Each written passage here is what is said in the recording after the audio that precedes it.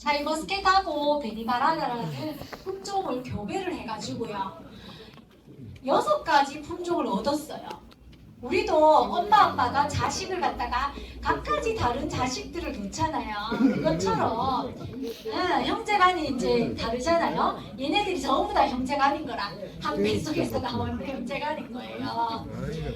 남매간입니다. 그래서 골드 스위트라는 노란색 포도가 나왔고요. 그 다음에 또 한 가지는 루비 스위트가 나왔고, 또 한 가지는 레드 클라렛이 나왔고, 그 다음에 캔디 클라렛 하는 게 나왔고, 그 다음에 해피 그린, 코코 시들리스, 이렇게 6남매가 나왔어요. 6남매가. 그래서 이 6남매를 얻었는데, 이 중에서 요 3가지는 지금 이제 심으신 분들 거의 없고, 요 3가지가 이제 좀 심는데, 우리도 시범 사업으로 골드 스위트, 루비 스위트, 레드 클라렛을 시범 사업으로 심어놨습니다. 근데 이제 골드 스위트하고 루비 스위트는 조금 이제 그 22년도에 해가지고 몇 년 이제 지났거든요. 몇 년 지났는데 볼 때 루비 스위트는 제가 봐도 그렇게 상품 가치가 없을 것 같아요.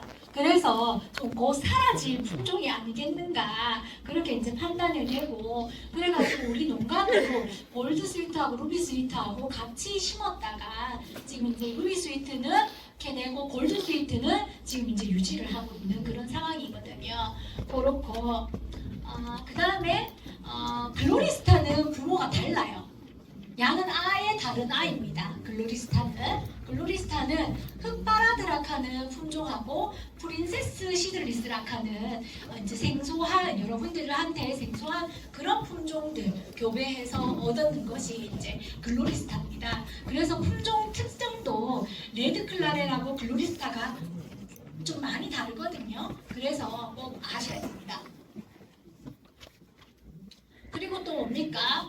또 지능청에서 육종했는 거 코코볼이라고 하는 품종이 있는데, 야는 이제 시네마 스위트하고 플레임 시드리스라고 하는 요 두 품종을 갖다 교배를 해서 얻었는 품종인데요.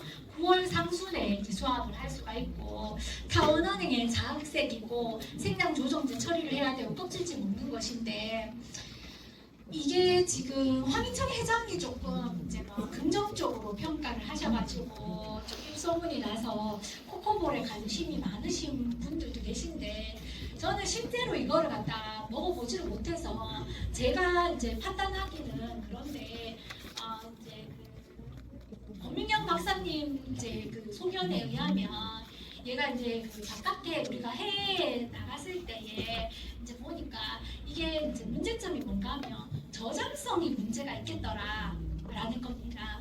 잘 이제 시들어 버리는 거예요. 꼭지라든지 뭐 꼭지에 붙어 있는 포도알 자체가 좀 잘 이제 시드는 그런 증상들이 있어서 이제 당시에는 모르겠는데 저장성을 체크를 해봐야 되겠다라는 의견을 주셨어요. 그래가지고 여러분들도 이제 그런 부분들은 조금 이제 고려를 해봐야 되겠다라고 이제 말씀을 드립니다. 우리가 이제 제때에 그 팔면은 상관없는데 저장을 하려고 하면은 이제 저장성이 있어야 되잖아요. 근데 이제 저장성은 조금 생각을 해봐야 되는 품종이지 않겠나. 알이 작아요. 골드 스위트 드셔보신 분도 있고 못 드셔보신 분도 계시고 하는데, 사실은 이걸 처음 먹어봤을 때 나는 완전히 색다른 맛이거든요. 그래가지고 젊은 사람들이 너무 좋아해요. 그리고 야는 이제 아삭하기보다 사실 제 느낌은 쫀득한 느낌이다. 완전히 뭐 젤리처럼 쫀득하진 않지만 이제 껍질에 이물감이 없고 쫀득하면서 독특한 그 향이 있어요. 맛이 당도 올리는 거는 문제가 안 됩니다. 당도는 엄청나게 이제 잘 올라가기 때문에 달고 독특한 맛이 있고 신맛이 이제 전혀 없고 그런 이제 품종인데, 사실은 저희가 이제 유럽종 포도 품종 평가회를 금호산의 로컬푸드 직밀장에서 2년간 추진을 했습니다. 그때에 이 이제 그 골드 스위트를 갖다가 소비자들한테 내면은 재림기가 있었어요. 전부 다 이제 근데 맛을 보여주지 않았을 때는 안 사가요. 왜냐하면 모양 내기가 좀 힘들어가지고 모양을 보면은 사람들이 이 품종을 모르니까 샤인머스켓 허드렛꽃이라고 생각을 할 수가 있거든요. 네, 그렇기 때문에 그냥 봐서는 손을 이제 사가지는 않는데 맛을 보면 사가시더라고요. 그래가지고 그때 우리가 우리 구미 시민 대상으로 해가지고 품종 그걸 했을 때 평가를 했을 때 스티커를 제일 많이 받았는 품종이 골드 스위트인데. 우리나라는 이제 인물을 보고 많이 판단을 하잖아요. 그렇기 때문에 사실 인물 내기가 쉽지가 않고 알이 작기 때문에 공판장에 나갔을 때는 이제 제 값을 못 받을 확률이 크죠. 네. 그 가치를 이제 몰라주고 한데 소비자들의 입맛에는 되게 이제 조금 호평을 받는 그런 품종이라고 할 수가 있는데 이게 이제 판로가 굉장히 문제였었어요. 그래가지고 우리가 이제 시범사업 못 가지고 오셨었는데 고생을 많이 했습니다. 그래서 이제 사실은 소득이 별로 좋지 않았었고 그랬는데 이제 이 골드 스위트의 특징을 잘 살리고 그리고 이 품종에 대한 애정이 있으신 분이 한 분 이제 농사도 잘 짓고 그분이 이제 수출도 하시고 그런 분인데 그분이 이제 판로를 터가지고 원래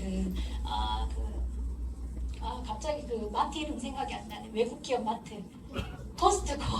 코스트코에 이제 납품을 하는 그런 이제 그게 생겼어요. 그래가지고 우리 농가도 같이 이제 코스트코에 납품하게 돼가지고 그때 이제 1.8kg에 농가 수치가 이제 18,000원 정도로 하고 또 이제 또 소비자 이제 직거래를 해가지고 2만 원 이상 택배로 이제 보내는 그런 일들이 발생이 돼가지고 몇 년 동안의 고생이 올해는 이제 조금 이제 샤인머스켓이 이렇게 이제 조금 하락하는 입장에서 골드 스위트가 원래 조금 이제 빛을 발했다라는 건데 이거를 갖다가 여러분들한테 권장은 하지는 못해요.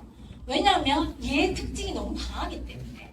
그리고 이거가 제가 보니까 제때 그러니까 그 당시에 이제 먹었을 때는 되게 독특한 맛이 나요. 향도 좋고 당도도 좋고 이런데 정말 이제 새로운 맛이거든요. 그래서 소비자들이 너무 좋아하는데 얘가 좀 놔두고 저장을 시간이 지나버리니까 아무 맛이 안 나요. 그 독특한 맛이 다 사라지더라고요. 그래가지고 얘도 사실은 저장성이 많이 떨어진다. 그 맛이 계속 쭉 간다 그러면은 괜찮겠는데 나중에 시간이 지나니까 처음에 이제 수확했을 때 그때 먹던 그 향이라든지 맛이라든지 얘의 특징이 사라지더라는 거. 그리고 이제 조금 탄립이 좀 됩니다. 네, 그래서 그런 특징이 있어서 이거는 함부로 권장은 못 드리고 내가 만약에 소비자 직거래를 해서 나는 이제 택배 손님들이 많고 내 고객한테는 맛있다 권해줄 수 있는 그런 분이라면 이 포도는 한번 심어볼 만하지만 내가 이제 그런 판로가 없고 이제 공판장에 내야 되는 입장이라면 이제 절대로 하면 안 된다라는 말씀을 드리도록 하겠습니다. 그래서 요게 이제 그 농장의 모습입니다. 요 우리 사장님 고생 많으셨는데 그나마 원래는 조금 이제 소득이 좀 있어서 저도 마음이 너무 좋고 합니다. 그리고 얘는 초기 열과가 좀 있어요. 이런 식으로. 근데 이제 워낙 알이 많기 때문에 뭐 이 정도는 뭐 문제는 되지는 않더라고요. 그런 부분이 있고. 그리고 이제 우리 레드클라레, 골드스위트, 블루리스타 요것들이 원래 이제 현대백화점에서 홍보 행사를 했어요. 서울의 현대백화점에 해가지고 했는데 이제 권 박사님하고 제가 자주 연락을 합니다. 그래서 이게 골드스위트 이제 결과가 골드스위트가 제일 좋았대요. 소비자 서울 사람들도 우리 구미에서도 했을 때 사실은 소비자 이제 반응들이 골드스위트가 제일 좋았는데 이 서울의 소비자들도 골드스위트가 인기가 제일 좋았다라고 이제 하더라고요. 그런 부분이 있습니다. 그런데 이제 다만 그런 여러 가지들 고려해야 될 부분이 너무 많아서 권장은 못 드리겠다라는 말씀을 드리고요. 요거 같이 한번 나라에서 우리 K포도를 갖다가 수출하려고 어마어마한 노력을 이제 하고 있고, 그리고 또 이제 글로리스타나 뭐 레드클라레 이런 것들도 동남아에 지금 이미 준출해 있고 그렇거든요. 그래서 우리가 이제 다 같이 노력을 해야 된다는 그런 말씀을 좀 드리도록 하고, 그리고 15% 아까 관세가 나왔는데 지금 우리는 한미 FTA 때문에 원래 농산물에 대해서는 관세가 없습니다. 그래서 뭐든지 다 관세를 붙이니까 이 농업 부분도 원래 우리 FTA 때문에 관세가 없는데 이제 15%를 갖다가 붙이면 어떡할까, 그거를 이제 걱정을 하는 부분인데 현재는 지금 관세가 없는 그런 상황입니다. 네, 말씀을 드리도록 하고요. 그러면 지금부터 우리가 이제 제일 이제 궁금해하시는 글로리스타하고 레드클라렛에 대해서 좀 말씀을 드리도록 하겠습니다. 아까도 계속 반복적으로 얘기하지만 이런 품종들은 알 크기보다는 착색에 초점을 맞춰야 됩니다. 그리고 수세가 강하면은 착색이 안 된다라는 거고, 그리고 이제 글로리스타 같은 경우에는 색깔이 빨간색 포도 중에서도 그나마 색깔이 조금 잘 드는 품종인데 색깔이 먼저 오고 나중에 이제 또 이제 맛있어집니다. 그런데 우리 농가들이 이제 색깔이 왔다고 해서 딴에 팔아버리면 희망이 없어요. 완전히 이제 신품종이 또 망하게 되는 거거든요. 이제 김천포도에서 신포도로 유명하잖아요. 그렇잖아요. 색깔만 내가지고 박피 돌리고 착색제 써가지고 색깔만 내가지고 아직 신맛이 떨어지지도 않은 그런 맛없는 포도를 갖다가 막 서울에 이제 올려보내가지고 김천의 신포도가 굉장히 유명하고 우리 포도 산업에 굉장히 영향을 많이 주는 사례가 발생이 됐잖아요. 근데 이제 우리가 이 글로리스타도 색깔이 다른 품종에 비해서 어느 정도 착색이 이제 좀 빠른 품종인데 착색이 온다고 해가지고 고만에다 팔았다 그러면은 절대로 희망이 없다라는 것입니다. 그래서 우리가 시작하는 여러분들이 이제 잘 하셔야 된다는 것을 좀 강조를 좀 드리고요. 그래서 아까 얘기했듯이 이제 수세 조절용으로 수세가 강하기 때문에 수세를 갖다가 조절하기 위해서 내가 포도를 좀 달아놔도 이런 빨간 포도들은 색깔을 내야 되기 때문에 이 포도당이 굉장히 많이 필요합니다. 그렇기 때문에 봉지 씌우기 전에 이제 색깔이 나기 전에 그때 이제 적당을 해줘야 됩니다. 네. 그럼 수세 조절용으로 달아놨다가 이 포도를 많이 잘라내면 잘라낼수록 색깔은 더 잘 날 수가 있겠죠. 수세는 안정화되면서. 그렇잖아요. 그렇기 때문에 절대로 착과량을 많이 가져가서는 안 되고 최대로 많이 단다고 해도 한 가지에 한 송이 600g짜리 기준으로 해가지고 한 가지에 한 송이만 단다고 생각하시면 되고, 이거는 송이 이제 크기를 크게 키우시면 안 돼요. 네, 작게 키우신다고 생각을 하시고 질소비료 절대로 사용하지 마시고요. 그래서 내가 품종을 전환한다고 어떤 분이 뭐를 넣어야 되냐 하면서 원래 포도 농사 짓던 밭인데 그렇게 문의를 하시더라고요. 그런 경우에 어떻게 합니까? 먼저 토양 검사를 하고 만약에 부족한 부분이 있다 하면 더 하라고 할 수가 있겠지만 원래 포도 농사 짓던 밭이고 많이 넘친다면은 아무리 품종 전환을 하고 새로 심는다 해도 넣으면 안 된다는 겁니다. 넣었다 그러면은 뺄 수가 없어요, 우리가. 네. 그렇기 때문에 질소비료 사용을 절대로 이제 자제를 하셔야 된다는 것이고, 아까 설명드렸다시피 알 키울 때는 그래도 물을 좀 주더라도 우리가 타협적으로 물을 좀 주더라도 색깔 들어올 때 변색기가 되면은 분명히 물을 줄여야지 우리가 색깔을 잘 낼 수 있다는 것을 좀 말씀을 드리도록 하겠습니다. 그리고 또 뭡니까? 고온 스트레스를 경감을 해야 되잖아요. 우리 온도 때문에 색깔을 안토시아닌을 만드는데 이제 힘들잖아요. 그러면은 이 온도 스트레스를 좀 줄여줘야 되잖아요. 그래서 온도 스트레스를 조금 줄여줄 수 있도록 6월 말 7월 초 돼가지고 우리가 제가 비료를 막 하라고 권장을 안 하잖아요. 원래 그렇잖아요. 그렇지만은 이때 우리가 이제 항산화 이 고온 스트레스를 조금 이제 견디기 위해서 밑으로 주는 거 말고, 밑으로 주면은 이제 쌓이게 되니까 위로 옆면 시비를 갖다가 보름 간격으로 해가지고 이제 아연이 들어가 있는 미량 요소, 아연이 고온 스트레스를 줄여준다는 이제 연구 결과가 있습니다. 그렇기 때문에 이제 미량 요소를 하고 칼슘하고를 좀 연면 식비를 좀 해주시고요. 그리고 해저 추출물이나 아미노산 같은 거 그런 것들을 이 시기에 조금 이제 쳐주시면은 그래도 고온에 견디는 힘이 좋아질 수 있겠다라는 것을 조금 참고로 말씀을 드리겠습니다. 그리고 또 뭡니까? 착색제 살포. 착색제를 살포하지 마세요라고 하는 거는 지금 시기에는 솔직히 맞지가 않고, 그렇지만은 우리가 품질을 어느 정도 가져갈 수 있는 정도로만 사용을 해야 돼요. 착색제를 갖다가 무분별하게 몇 차례를 써버리면 색깔을 아예 배려버려요. 빨간 포도인데 거무죽죽하게 그렇게 나와버리거든요. 그 착색제 썼는 포도는 대본에 표시가 납니다. 거무티티하게 나와요. 레드클라렛도 빨간색이 나와야 되는데, 그래서 이제 그 착색제를 레드클라렛 같은 경우에는 착색제 도움을 좀 받아야 됩니다. 색깔이 좀 원체 좀 잘 안 내다 보니까 일단은 2년 차에는 우리가 착과량도 적고 하니까 그냥 가져가 보시고 3년 차부터 착색제를 그냥 1회 정도를 한번 이제 시도를 해보시고요. 1회를 이제 그 색깔이 딱 들어오잖아요.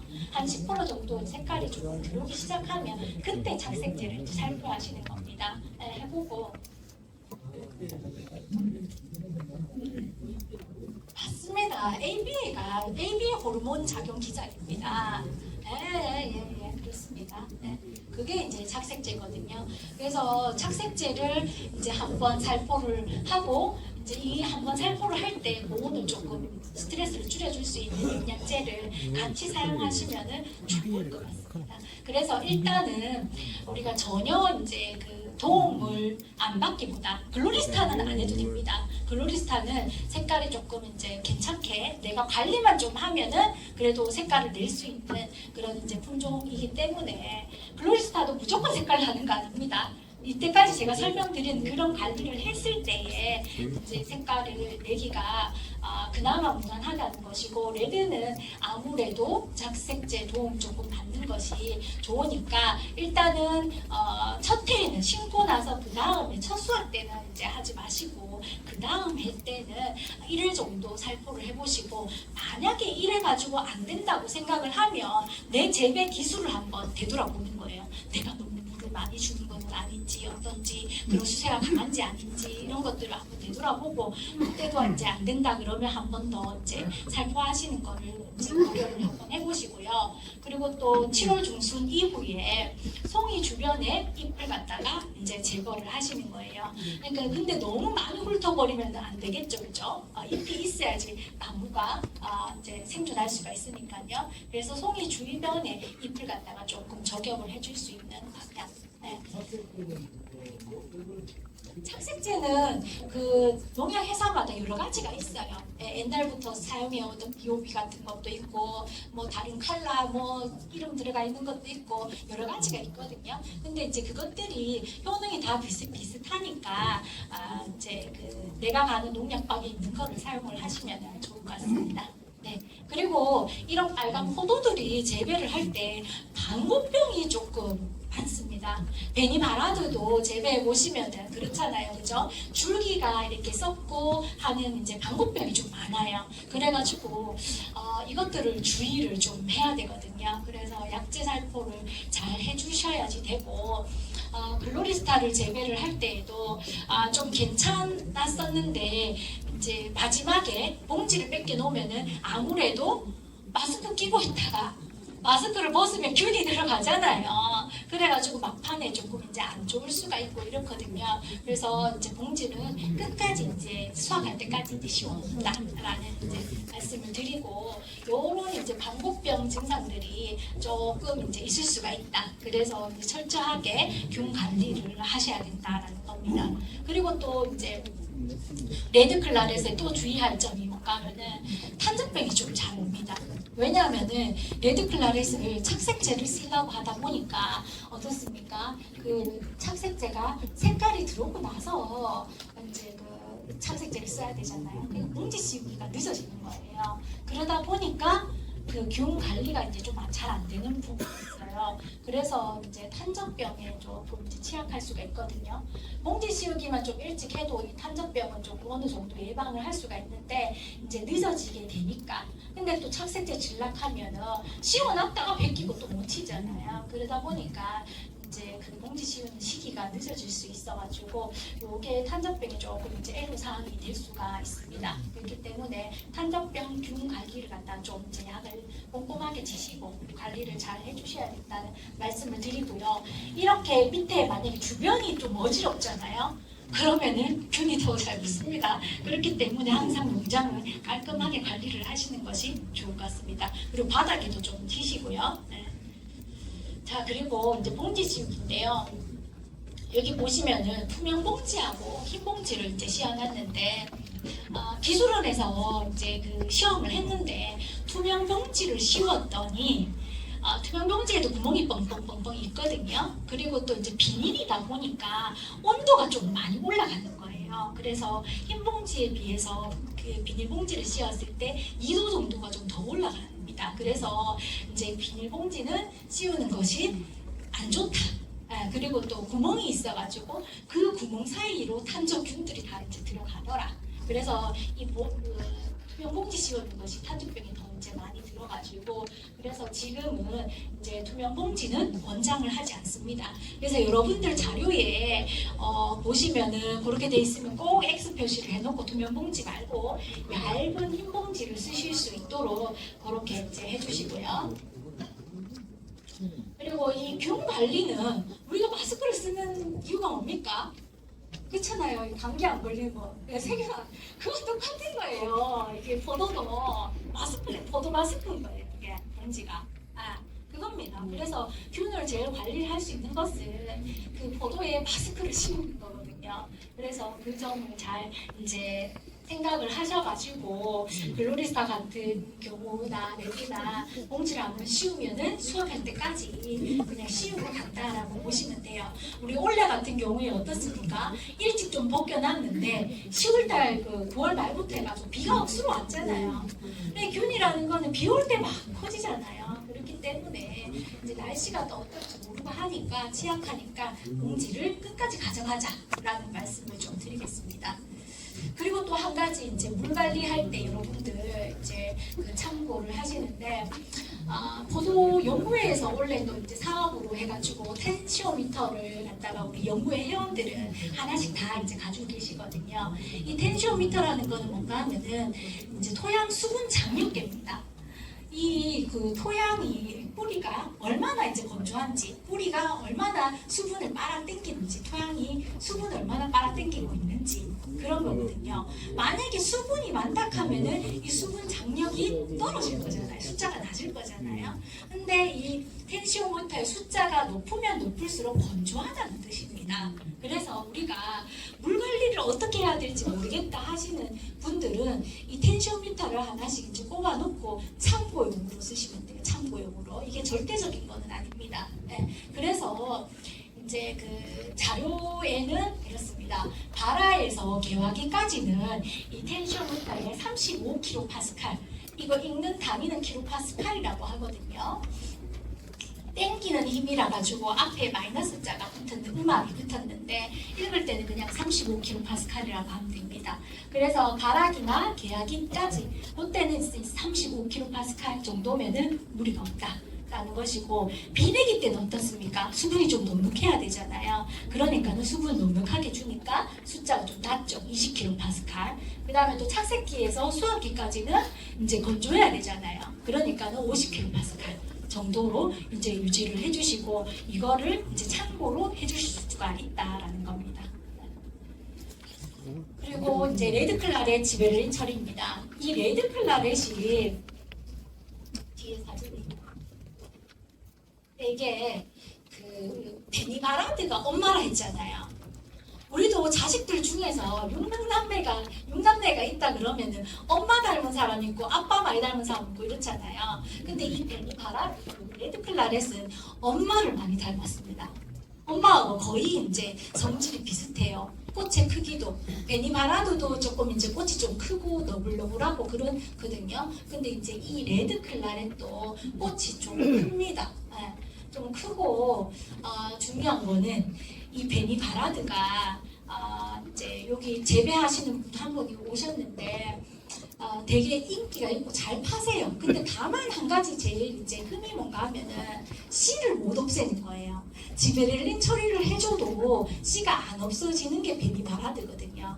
그래서 씨를 못 없애가지고 사실은 이제 요즘에 이제 덜 선호하는 그런 이제 품종이 됐는데 맛은 굉장히 좋거든요. 근데 이 레드 클라렛이 엄마를 많이 닮았어요. 그래서 지벨린 처리로 씨가 없어지기는 하는데 이제 지벨린 처리가 늦어지면은 씨가 생겨부는 거예요. 그래가지고 이제 일찍 처리를 하셔야 됩니다. 우리가 샤인 같은 경우에는 반객이 지나가지고 참깨씨 같은 게 붙었을 때 처리를 해도 괜찮잖아요. 근데 얘는 그때까지 있어버리면은 씨가 생길 확률이 커진다라는 겁니다. 그래서 조금 이제 주의하실 것이 80% 꽃이 폈을 때 처리하실 수 있도록 이제 하시고요. 그리고 이제 스트랩토마이신 처리는 우리 샤인하고 똑같습니다. 샤인하고 똑같이 이제 10일 전에 이제 처리를 하시면 되고, 그리고 1차 처리할 때 기원 80%일 때 처리를 하신다는 거 꼭 기억을 하셔야 되고, 그리고 이때에 스트랩토마이신을 한 번 더 처리를 해주는 거를 권장을 합니다. 기술원에서. 그래서 그거를 자료에 책자 다 가지고 계시잖아요. 좀 메모를 좀 해주세요. 이게 이제 바뀐 매뉴얼이기 때문에 그 자료에는 제가 이거 한 번 더 처리하는 것이 표시가 안 됐을 거거든요. 그렇기 때문에 1차 처리할 때 스트랩토마이신을 한 번 더 처리해 준다는 거 그거 좀 이제 그 메모를 해 놓으시고, 그리고 얘네는 이제 그 내생 지베렐린이 많습니다. 자기 지베렐린이라는 거는 식물 호르몬이잖아요. 근데 우리가 좀 첨가를 해주는 거거든요. 근데 이제 자기가 가지고 있는 지베렐린 호르몬 양이 많으니까 1차 처리를 할 때에 샤인보다도 이제 낮게 처리를 합니다. 샤인은 원래 30ml 같으면은 몇 개 처리합니까? 16개를 넣잖아요. 그렇잖아요. 2리터에 하나니까. 근데 얘는 이제 그 4리터에 한 개가 됩니다. 그래서 32리터 같으면은 이제 8개를 집어넣어야 되는 거죠. 반절만 쓰신다고 생각을 하시면 돼요. 1차 처리할 때. 그리고 또 뭡니까? 더크리 쓰시면 안 돼요.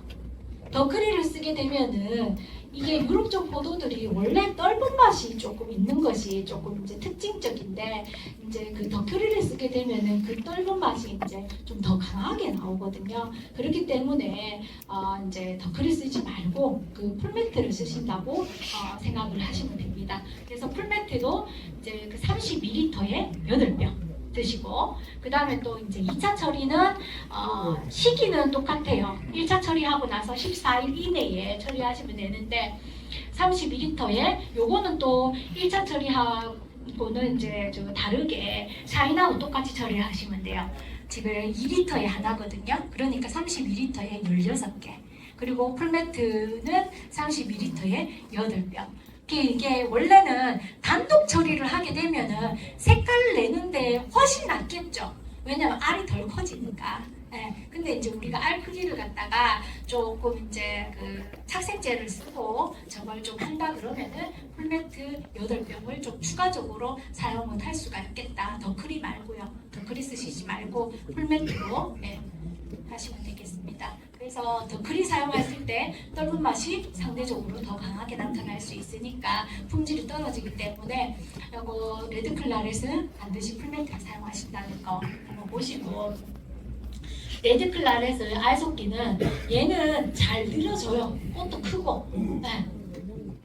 그래서 이제 알속기는 이제 좀 수월하기는 한데, 얘네들을 샤인머스켓 알속기처럼 너무 이렇게 듬성듬성 해놓으면은 구멍이 숭숭해가지고 안 되거든요. 알이 그만큼 샤인처럼 커지지가 않기 때문에, 그래서 알을 갖다가 샤인보다도 좀 더 많이 놔둬야 된다라는 겁니다. 그렇게 보시고요. 그리고 이제 레드 클라렛 착색을 계산하기 위해서 착색제를 갖다가 좀 사용을 얘는 한번 해보시는 거를 좀 권장을 좀 드려보고요. 이제 간행적으로 재배했을 때 이렇게 나온다 했죠. 분명히 이제 생각을 잘 하셔가지고 하셔야 되고, 요거는 이제 우리 농가가 착색제를 사용한 거예요. 근데 이제 너무 조금 이제 검게 나왔는데 많이 사용할 경우에 이렇게 색깔이 본연의 색보다는 조금 더 검은탱탱하게 나올 수가 있다라는 겁니다. 그래서 착색제는 이제 시험적으로 첫 해에는 사용하지 말고, 첫 해를 그러면은 내가 이제 어느 정도인지 경험을 해보고 싶다 그러면은 반반 나누어 가지고 착색제를 전체적으로 사용하지 말고 안 사용해보고 사용해보고 내 나름대로 내 기준을 갖다가 만드시는 게 좋습니다. 왜냐하면 이 식품종들은 사실은 저도 그렇고 기술원에서도 자꾸 매뉴얼이 바뀌어요. 왜냐하면 정립이 안 되어 있거든요. 자꾸 더 좋은 방법을 지금 찾고 있는 과정이라고 보시면 되거든요. 그렇기 때문에 여러분들도 지금 스스로 찾아야 돼요. 내만큼 맞는 것들을. 네, 그렇게 이제 하셔야 되고, 그 다음에 글로리스타입니다. 글로리스타 이제 껍질째 당연히 이제 먹고요. 8월달 되면은 착색이 이제 다 들어오거든요. 들어오는데 이때 따면 된다 안 된다? 절대로 안 됩니다. 그러면 우리 다 같이 또 이제 좋은 품종 망하는 거거든요. 그렇기 때문에 숫기가 8월달에 색깔이 들어와도 있는 시기가 제맛이 날라 그러면은 10월 상순이다라는 거. 그래서 절대로 그 추석 때 딸 생각으로 글로리스타를 재배를 하시면 안 된다는 겁니다. 네. 그래서 얘는 이제 크리스마스용이나 수출용으로 생각을 하고 글로리스타를 하시지, 일찌감치 색깔만 어느 정도 내가지고 시중에 내려고 글로리스타를 재배를 하시면 절대 안 된다는 것을 꼭 좀 말씀을 드릴게요. 네. 그래서 특징은 이제 좀 아삭하고 청량한 맛이 나는 것이 이제 특징이고, 이제 뭐 지금 동남아 수출을 겨냥을 열심히 지금 하고 있습니다. 네. 그래서 이 글로리스타가 선착색 품종으로 착색이 어느 정도 빨간 포도에 이제 대비해서 잘 된다라고 하지만 무조건 되는 게 아닙니다. 물 관리 안 되고 내가 아무 이제 그거 없이 막 비료 쓰고 이렇게 했을 때는 아무리 선착색 품종이라고 해도 색깔이 잘 안 납니다. 이렇게 그냥 이제 이렇게 끄트머리만 조금 빨갛게 이런 품종이 나올 수가 있거든요. 그렇기 때문에 수세 조절 잘 할 수 있도록 이제 하셔야 된다는 것이고, 글로리스타는 이거는 엄마 아빠가 아까 그 저기 레드클라렛이랑 완전히 다르잖아요. 네, 그래서 이 꽃 모양이라든지 그런 특징들도 달라요. 네, 꽃이 얘는 작아요.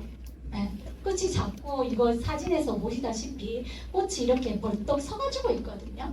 짧으면서 이렇게 위로 향하고 있어요. 그래서 지베를린 처리할 때 조금 다소 이제 애로사항이 불편한 부분이 있고, 이런 상황인데 꽃이 짧기 때문에 우리 샤인머스켓 하수 정령하듯이 이렇게 이제 막 짧게 해놓잖아요. 그러면 안 된다는 거예요. 그래서 차라리 하수 정령을 어깨 송이만 좀 제거를 하고 그냥 놔뒀다가, 얘가 또 특징이 뭔가 하면 잘 안 길어지거든요. 송이가 안 늘어져요. 지경도 잘 안 늘어지고 이 송이축도 잘 안 늘어지기 때문에 이거를 갖다가 짧게 놔둬가지고 샤인처럼 늘어날 거라고 생각을 하면은 오산이다. 그렇게 되면 이게 안 늘어나기 때문에 이 짧은 공간에서 알이 커지면서 눌리고 째고되고 이렇거든요. 그래가지고 눌려가지고 열과가, 혹지 열과가 발생하는 경우가 생긴단 말이죠. 그렇기 때문에 얘는 하수 정령은 어깨송이 정도만 제거를 하고 꽃을 그대로 놔둔 다음에 나중에 봐서 옆으로 윗부분에 이렇게 지경이 좀 벌어져 있으니까 그런 거 정도 나중에 이제 제거를 하시고요. 그리고 그것도 일찍 제거를 하게 되면, 하수 정령을 일찍 제거를 하면 그 꽃이 가지고 있는 지베렐린이 또 없어지기 때문에 더 잘 안 늘어나요. 일찍 제거를 하면. 그렇기 때문에 안 그래도 안 늘어나는 품종인데 일찌감치 제거를 해버리면 꽃송이가 더 잘 안 늘어나기 때문에 절대로 하수 정령 시기를 얘는 빨리 하면 안 된다는 겁니다. 그래서 좀 그대로 놔뒀다가 나중에 알을 많이 솎아줘야 돼요. 알을. 왜냐면 안 늘어나니까 공간이 없잖아요. 네, 그렇기 때문에 알을 많이 솎아줄 수 있도록 이제 하시고, 글로리스타의 재배상 이제 유효할 점 뭔가 하면은, 이거를 그 무턱대고 수세가 강하고 막 우리가 그냥 재배를 하잖아요. 이게 보시다시피 이런 이제 흑점이 생기는 거예요. 네. 이 이게 수세가 강하니까 포도 알에서 진주생 같은 것들이 막 이제 뿜어져 나와가지고 그게 나중에 침처럼 떨어지지 않고 얘는 붙어 있는 거예요. 그래가지고 상품 가치를 완전히 떨어뜨려 버리는 거죠. 색깔이 못 먹고. 네, 그렇기 때문에 이런 돌출 흑색 점을 갖다가 이제 생기지 않도록 하려 그러면 수색을 강하게 가지 않고 그리고 지베렐린 처리도 강하게 하시면 안 돼요. 그래서 2차 처리는 지베렐린만 처리를 해줄 수 있도록 그것이 이 품종의 주의할 점이고 이게 안 늘어나니까 아까 했잖아요. 그죠? 포도알이 자꾸 밀착이 된다고. 그래가지고 좀 이게 좀 길게 놔뒀다가 알을 한 개 더 빼가지고 조금 포도알이 제대로 잘 클 수 있도록 눌리지 않도록 해주셔야 되는 것이 이제 주의할 점이 되겠습니다. 그래서 지벨린 처리는 이제 개화 전에 이거는 똑같습니다. 스트랩토마이신 처리하는 거. 그리고 1차 처리할 때 얘도 이제 풀멘트를 쓰시는 것이 좋고 2차 처리는 단용으로 그죠? 나온 그대로 단용으로 이제 쓰시면 되고 이거는 이제 수세가 강하고 그렇기 때문에 아까도 이제 돌출점 보셨잖아요. 그거 있는 농가들이 굉장히 많이 발생이 됐거든요. 그래서 생장 조정제를 강하게 쓰면은 생리장애가 이제 발생을 할 수 있기 때문에 그 생장 조정제 쓰실 때 2차 처리할 때는 지베렐린만 처리하시는 것이 품질 향상에 도움이 되겠다라는 겁니다. 그리고 일단은 이제 그 식품종에 대해서는 지금 여기까지 이제 말씀을 드리고요. 시간도 지금 많이 지났거든요. 내년도 우리 사업에 대해서 좀 말씀드리고 마치도록 할 건데요. 내년도 우리가 이제 추진하는 사업을 하겠죠. 뿌리한테로 저녁이 되면 뿌리도 먹고 삶하고 뿌리로도 보내준다 했잖아요. 양분을. 근데 이제 이렇게 도려내게 되면 뿌리는 굶어야 돼요. 그 대신에 뭐 하려고?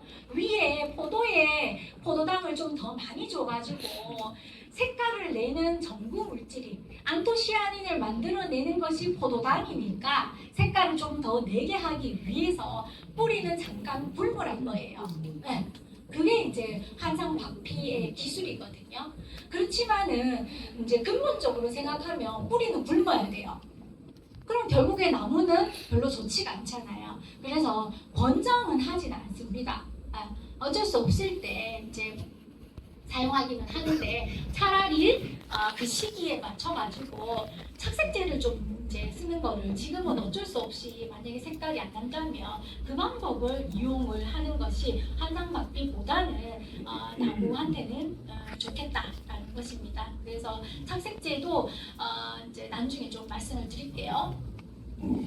그것이 우리가 이제 한상박피의 기술이고 포도당과 연결되어 있는 그런 부분이다라는 겁니다. 그리고 또 뭡니까? 수분이 영향을 줍니다. 네. 착색기에 간수를 갖다가 이거는 포도알 비대기 때가 아닙니다. 포도알 비대기 때는 뭡니까? 물량이 적어버리면 포도알이 안 커지는 거는 분명하다 했잖아요. 그죠? 네. 그래서 포도알은 어느 정도 절충적으로 키우고 착색기가 되면은 색깔이 탁 들어온다. 보통 보면은 어떻습니까? 지벨린 처리를 하고 나서 한 달 정도 됐을 때 그 무렵에 돼가지고 착색기 때 적정한 수분 강수를 해줘야지 착색이 잘 된다는 거예요. 네. 수분을 계속 많이 주잖아요. 그러면은 우리가 이제 살아가는데 호르몬이 우리도 관여를 하잖아요. 호르몬이 탈이 나면은 어떤 방식으로든 문제가 생기게 됩니다. 우리가 이제 당뇨병, 인슐린 호르몬이 문제가 생기면은 인슐린 주사를 맞아야 되는 그런 상황이 벌어지잖아요. 그것처럼 이 나무에서도 이제 물을 많이 주게 되면은 성장 호르몬이 계속 만들어져요. 사이토키닌이나 지베렐린 같은 그런 성장 호르몬이 계속 만들어지는데 이제 반수가 이제 줄어들게 되잖아요. 그러면 ABA라는 호르몬이 이제 또 만들어지게 됩니다. 그 ABA라는 호르몬이 안토시아닌을 만들어내는 물질이거든요. 네. 그렇기 때문에 우리가 이제 그 ABA를 그러면 ABA 호르몬이 많이 나오도록 해야지 착색이 잘 될 거잖아요. 근데 물 착색기 돼가지고 물 계속 줘요. 그러면 호르몬이 이제 안 맞잖아요. 그래 되면은 색깔이 제대로 잘 안 난다는 거예요. 네. 그렇기 때문에 이런 것들이 문제가 된다. 실질적인 예로 이제 한번 들어보도록 하겠습니다. 이게 이제 베니바라드입니다. 베니바라드. 네. 색깔 어때요? 제대로 난 것 같아요? 안 난 것 같아요? 네? 잘 나는 중에 이때 되면은 다 났어야 됩니다. 이제 수학기가 다가오거든요. 그래서 빨갛게 돼야 되는 상황인데 지금 색깔이 잘 안 났어요. 원인은 뭔가 하면은 여기에 보시면은 요 뒤에가 샤인머스켓이잖아요. 샤인머스켓을 요 앞에 한 두 주만 지금 베니바나들을 심어 놓는 그런 상황이거든요. 그렇기 때문에 뭐 위주로 물 관리를 합니까? 샤인머스켓 위주로 물 관리를 하다 보니까 그냥 이제 물을 막 이제 주는 거죠. 별로 크게 신경 안 쓰고 넉넉하게 이제 줍니다. 그래 되니까 어떻습니까? 색깔이 잘 안 나죠. 당연히 잘 안 납니다. 그런데 이게 보시면 어떻습니까? 이게 같은 날입니다. 같은 날 찍은 거예요. 이 볼은 베니바라드만 심겨 있어요. 그래가서 이 농가는 이 수분 관리에 대해서 이해를 잘 하기 때문에 착색기가 되면은 수분을 확 줄여버려요. 그러니까는 색깔이 아까랑 같은 밭이거든요. 그렇지만은 완전히 다른 색깔이 나올 수밖에 없는 겁니다. 이런 포도, 이런 포도, 그죠? 그래서 다른 결과를 보인다는 거예요. 확연하게 다르죠. 그래서 우리가 이제 빨간 포도를 재배를 하면서 이런 착색에 대한 이해 없이 샤인 재배할 때처럼 계속 넉넉하게 물 준다. 그럼 색깔을 기대를 하면 안 돼요. 그렇기 때문에 색깔 포도를 재배를 할 때에는 착색기가 들어오면 기본적으로 물량을 좀 줄여야 되겠다. 그전에는 알을 내가 그래도 키워야지 상품성이 있으니까 알 키우는데 물을 좀 주더라도 착색기가 들어오면 알 크는 것보다 이제 이 착색 포도는 색깔이 더 중요하기 때문에 수분량을 갖다가 줄여야지 색깔을 낼 수가 있다라는 겁니다.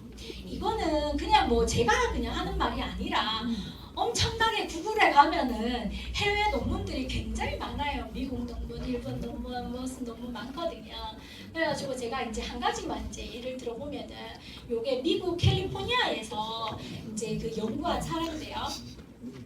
캘리포니아 이제 코첼라 지역하고 산토아니 지역이라는 곳이 두 곳이 있어요. 그 두 곳에서 이제 이런 간수 제한으로 착색이 어떻게 되는지 그 실험을 한 거예요. 그래서 첫 번째는 이제 무처리, 그냥 간수를 넉넉하게 이제 계속 주는 거예요. 시기마다. 그러고 나서 이제 두 번째는 저강도로 제한하는 거죠.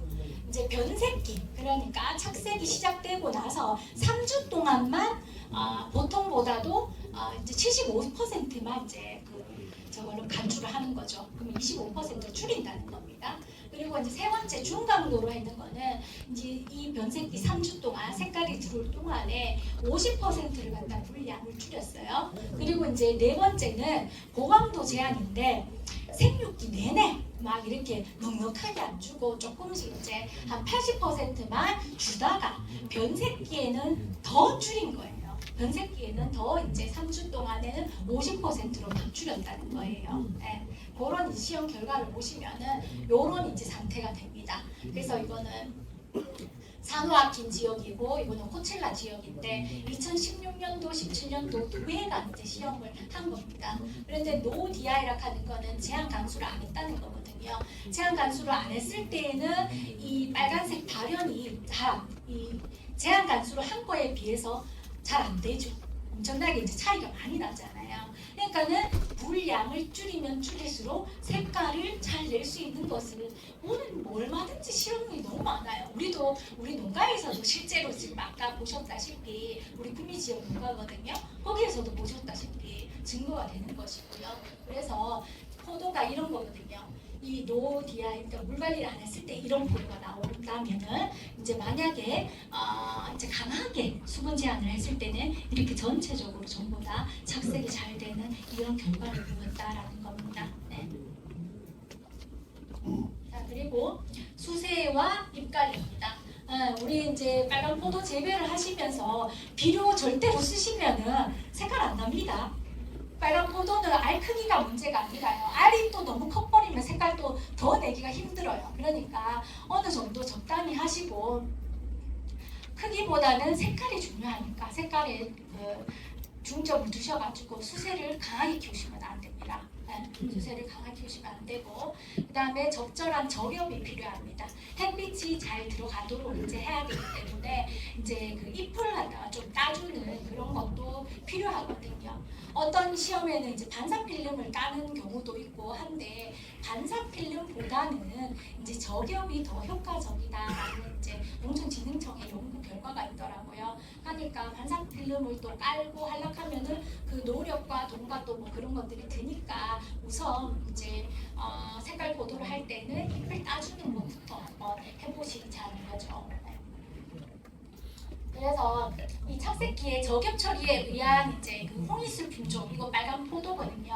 이 품종의 착색 향상 효과라는 이제 연구 논문에 보면은 이 저겹 시기를 만개 후 뭐 이 정도에서 이제 저겹을 했는데 한 개도 안 따줬을 때에는 당도가 이제 13.1브릭스, 두 엽을 제거했을 때 14.5, 그리고 4엽을 제거했을 때 15.1브릭스, 네 잎을 따줬을 때가 가장 이제 당도도 좋고 색깔도 제일 잘 났다는 거예요. 그리고 이제 4엽을 제거를 했을 때 착색도 양호하고 반사 필름 까는 것보다 2배 정도 이제 좋은 효과를 얻었다라는 이제 논문 발표도 있거든요. 품종에 따라서 조금씩 이제 다를 수는 있지만 어쨌든 기본적으로 착색 보도는 이런 영향들을 이제 받는다는 거죠.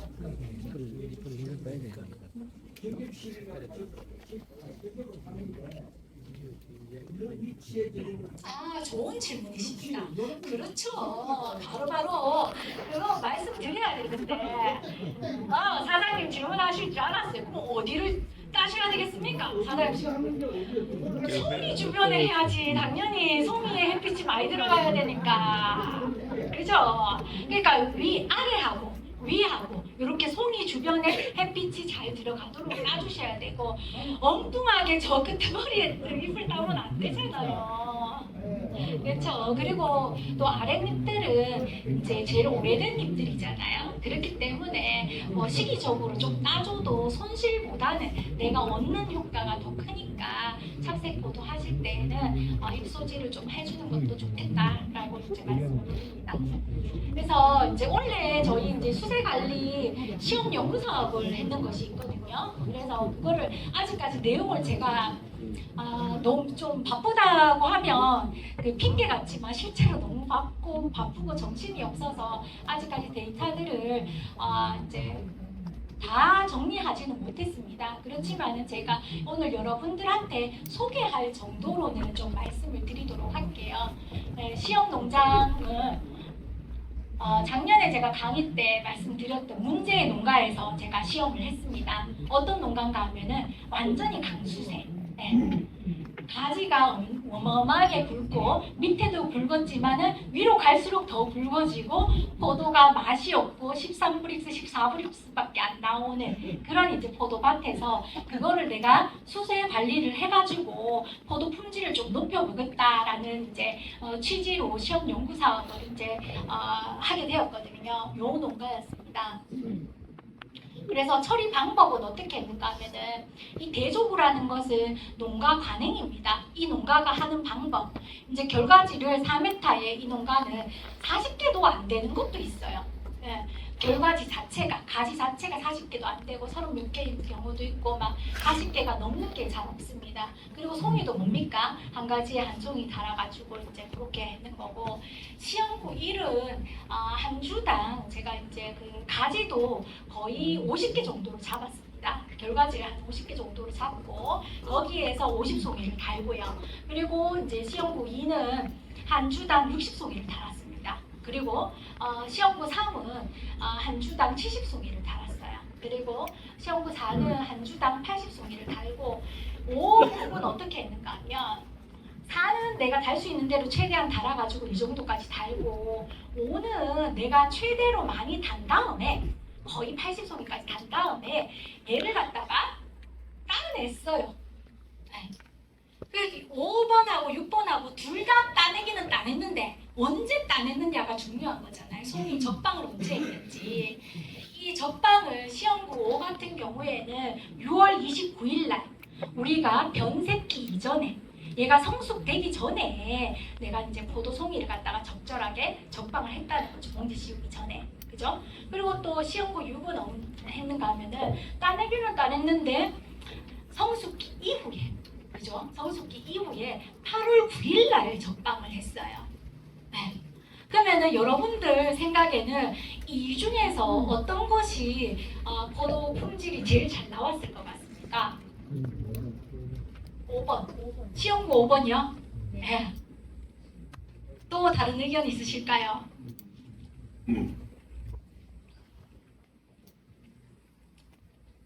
네, 맞습니다. 5번이 제일 잘 나왔습니다. 이 농가는 기본적으로 이제 수세가 강한 농가였잖아요. 그러니까 힘을 좀 빼야 돼요. 빼야 되기 때문에 제가 가지도 좀 많이 잡았죠. 그리고 포도송이도 많이 달았죠. 그렇지만은 그거를 갖다가 끝까지 다 가져가면은 포도 품질이 떨어질 수가 또 있잖아요. 그렇기 때문에 수세를 안정시키는 목적으로 포도를 갖다가 최대한 달아놨다가 나중에 이제 그 변색기 성숙기가 접어들기 전에 이제 남은 포도들이 품질을 높이기 위해서 포도를 따냈단 말이죠. 네. 그랬을 때가 너무 좋았어요. 그게 이제 그 수학을 언제 했는가 하면은 제가 이번 추석 때 추석을 반납하고 그 추석 때 수학을 해가지고 추석 그 긴 연휴 내내 품질 조사를 하고 했거든요. 그랬을 때에 제 예상과도 맞았고요. 이 시험구 5가 그 시기에 10월 5일 날 이제 수월 4일, 3일, 4일 그때 이제 수학을 했는데 당도가 이제 19브릭스, 20브릭스, 21브릭스까지도 나오고 하더라고요. 그래가지고 이거다라는 이제 제가 그 유튜브 쇼츠에다가 올렸죠, 그죠? 실험하는 거 올리고 했는데 그렇게 이제 좋은 데이터를 얻기도 했습니다. 네. 안 좋았어요. 이렇게 끝까지 가져가니까 그 시기 돼가지고 안 되더라고요. 이거는 뭐 나무에 따라서 뭐 다를 수는 있지만은 이거에 비해서 안 좋았어요. 이게 그래서 제일 좋았다, 최상이었다라는 것이고요. 그리고 또 한 가지 그 농가 간행하고 제가 시험했는 시험구의 차이는 뭔가 하면은 부처 제거 능력, 제거 노력. 부처 닦는 노력이 농가가 많았겠습니까? 제가 많았겠습니까? 농가가 많았겠죠. 농가는 이제 수세가 강한데 적게 달고 수세 조절이 안 됐잖아요. 근데 저는 저 나름대로 시험구를 이렇게 해가지고 하니까 이제 수세 조절이 되잖아요. 그죠? 그러니까 열매 그 부초가 덜 티 나오잖아요. 그러니까는 차이가 난다는 거. 노력이 훨씬 덜 든다는 거죠. 노동력이. 그리고 또 뭡니까? 큰 거. 일소 피해. 이거 너무 신기해가지고 제가 뒤에 사진을 보여드릴게요. 그리고 최종 당산도에도 이제 변화가 있었고요. 그래서 이게 이제 그 오철이고거든요. 6월 29일 날 많이 달았다가 송이를 이 시기 돼가지고 제거를 한 겁니다. 제거를 한 거고요. 그리고 6철이고는 8월 9일 날 제거를 한 거예요. 그러니까 이거는 8월 9일 날 제거를 한 거는 별로 효과가 없는 거예요. 제거하려 그러면 성숙이 되기 전에 포도 송이를 갖다가 조절해줘야지 그 도움이 된다는 거죠. 품질 향상에. 네. 그거를 알 수가 있었고 이 농가 이제 상황입니다. 이쪽에서 20골이에요. 20골. 그다음에 이쪽으로 이렇게 20골이에요. 여기가 통로고요. 요런 이제 모습을 보이고 있는데 이게 언젠가 하면 8월입니다. 8월달. 네, 8월달에 이제 저녁 무렵에 사장님 연락이 왔어요. 제 팀장 큰일 났다, 입 다 탔다 하면서 막 하시더라고요. 근데 작년에도 제 여름휴가 갔을 때 전화가 계속 와셔가지고 잎이 다 탔다 하면서 극하셨거든요. 그래서 제가 이 농장에서 시험을 하는 건데 원래도 이제 8월달에 저녁에 연락이 오셔가지고 입 다 탔다 하면서 그러는 거예요. 근데 이제 말씀이 신기하게도 내 거는 다 탔는데 채 팀장 거는 한 개도 안 탔다는 거예요. 그래가 제가 정말 잘 됐다라고 하면 안 되는데 너무 이제 그 잘 된 거예요. 제 이제 그 목적에서는 그게 관리가 된 거잖아요. 그래서 이게 이제 대조구입니다. 그래서 이렇게 사진을 이렇게 딱 찍다 보면 여기가 막 이제 다 타가지고 이제 있는데 이건 시험구입니다. 같은 날 찍은 거예요. 네, 제 볼입니다. 한 개도 안 탔죠. 네. 그리고 또 더 신기한 거는 뭔가 하면은 제 시험 그 줄에 앞쪽에 사장님 거가 들어가 있는 게 있거든요. 근데 여기에 딱 이렇게 선을 그어가지고 사장님 거는 타고 제 거는 안 타고 이렇게 되더라고요.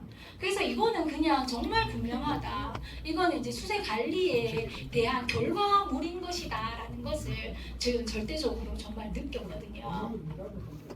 원인이 뭔가 하면은 여기는 이제 가지도 이제 작게 잡았잖아요. 작게 잡고 열매도 이제 막 작게 잡았어요. 그러면은 이게 막 이제 그 가지가 굵어져요. 살이 막 찌잖아요. 그렇잖아요. 넘쳐나니까 아까 그 근육처럼 이제 막 터져 나가는 거죠. 그러다 보면은 이게 결과지가 굉장히 굵게 되거든요. 그래 되면 그 안쪽에 물관들이 굵어요. 그 결과지가 굵다는 것은 물관이 굵다는 거거든요. 그럼 고온기가 되면은 빨리 물이 이제 통과가 돼야 되잖아요. 빨대가 가늘어야지 위에서 필요한 물을 쫙쫙 끌어당길 수가 있는데 굵은 빨대면은 상대적으로 가는 것보다도 이제 물 전달이 잘 안 되기 때문에 원활하지가 않아서 위에 잎이 타버리게 되는 거거든요. 그런 이제 결과라고 이제 볼 수가 있고요. 그래서 너무 신기하게 이렇게 딱 갈라가지고 아까 그 수많은 볼들 중에서 제 것만 이렇게 살아남게 되더라고요. 그래서 저는 조금 이제 확신을 가졌습니다. 네. 시험부 관리는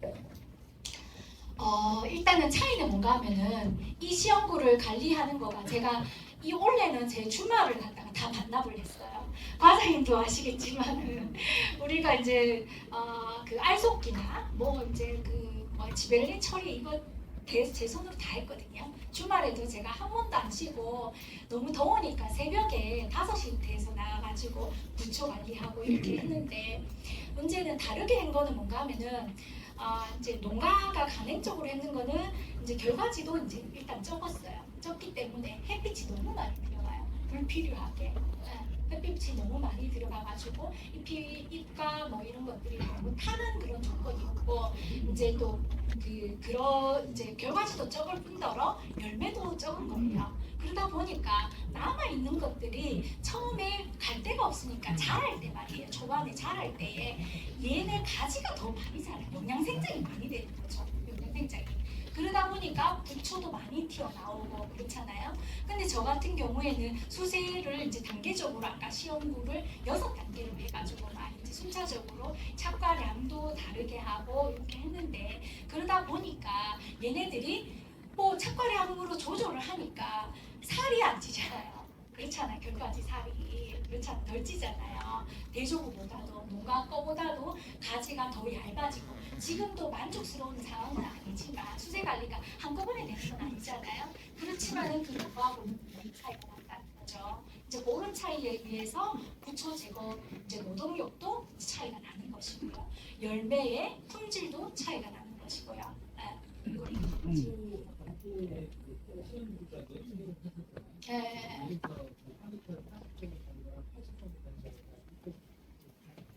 차이가 조금은 있어요. 조금 이제 처음에는 아예 이제 그게 없었었거든요.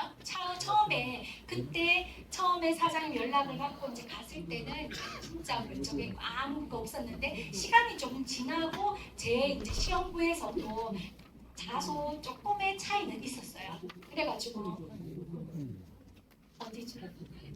80송이죠. 그렇죠. 80송이죠. 그 끝까지 가져가는 거. 거기에서 조금 이제 너무 이제 수분 양이 분배가 많아지니까 거기에서 조금 이제 더 차이가 보이게 되는 거죠. 하니까 그렇죠. 그러니까 여러분들도 이해가 되실 거잖아요. 그런 것들을 이제는 알고 내 포도나무를 관리를 할 수 있어야 되겠다라는 겁니다. 네. 요게 이제 요 사진이 이제 요 사진이 농가 사진이고요. 덩성덩성하죠. 그리고 이거는 이제 제가 관리를 했던 그런 이제 사진입니다. 그래서 이 수세가 안정됐다라 하는 거는 7월 말이 되면은 서서히 나무의 영양 생장은 멈추는 거. 그것이 제일 이제 안정적인 나무다라고 평가를 하는 거예요. 특히나 이제 샤인도 그렇지만 샤인은 내가 노동력을 그래도 어느 정도 이제 들이고 하면 되는데 착색 포도에서는 이게 색깔 내는데 아주 큰 영향을 미친다는 거예요. 그게 이제 중요한 포인트겠죠, 그죠? 네. 그래서 8월이 돼도 순이 강하게 나온다 하면은 내 농사 짓는 거를 되돌아보셔야 된다는 겁니다. 그죠? 네. 그래서 이제 강수세라고 하면은 우리가 어떤 게 강수세인가라는 것을 우리가 이제 알아야 되잖아요. 그죠? 그래서 여러분들이 쉽게 알 수 있는 거는 뭔가 하면은 매직 있죠? 네 가지의 기부 밑에 부분이 매직 굵기 정도 된다 그러면은 내가 수세가 좀 세구나 조절해야 되겠다 비료는 쓰면 안 되겠다라고 생각을 하시면 되는 거예요. 네. 요게 이제 그 농가의 거거든요. 그래서 이럴 때 생각을 해줄 수 있는 것이 뭡니까? 아까 옷을 바꿔주는 거예요. 옷을 바꿔주는 거 감벌을 해주는 거예요. 그렇죠? 감벌 해주고 그리고 토양 검사 꼭 하셔가지고 내가 비료를 써야 되겠나 안 써야 되겠나 그거를 생각하셔가지고 비료량을 줄이는 거. 그죠? 대부분 많습니다. 적은 경우에는 부족한 거는 넣어줘야지 되겠죠, 그죠? 그리고 이제 숨고르기가 강수세일 경우에는 늦춰야 돼요. 힘을 좀 빼주고 나중에 숨고르기를 해주라고요. 좀 보기 싫어도 너블너블하게 좀 놔뒀다가 나중에 이제 제거를 해주시는 것이 수세를 안정시킬 수가 있다. 너무 멜갛게 일찌감치 톡톡톡톡 따주면은 남아있는 것들이 세지니까. 그리고 이제 착과로 조절을 해야 되는 거예요. 그래서 아까 보셨다시피 아까 그 사람이 질문하셨잖아요. 많은 양을 갖다 끝까지 가버리면 그것도 품질이 떨어져요. 그렇기 때문에 내가 수세가 강하다. 그러면 착과량을 어느 정도 달아가지고 수세를 조금 이제 조절한 다음에 이제 봉지 씌우기 전에 따내는 거예요. 그랬을 때가 가장 이제 수세 조절이 효과적이다라는 겁니다. 그렇게 하실 수 있도록 하시면 좋겠습니다. 그러면 이제 지금부터 그 우리 빨간